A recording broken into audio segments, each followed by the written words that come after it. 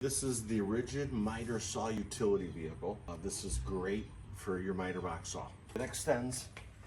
This is basically the size of your table. All you need to do is lift this handle here. It extends out. Lock, push it back down, lock it in place. And this one's the same. Lift up the handle. And it extends out, and basically you have roughly 10 feet spread right there for something that's 20 feet or longer.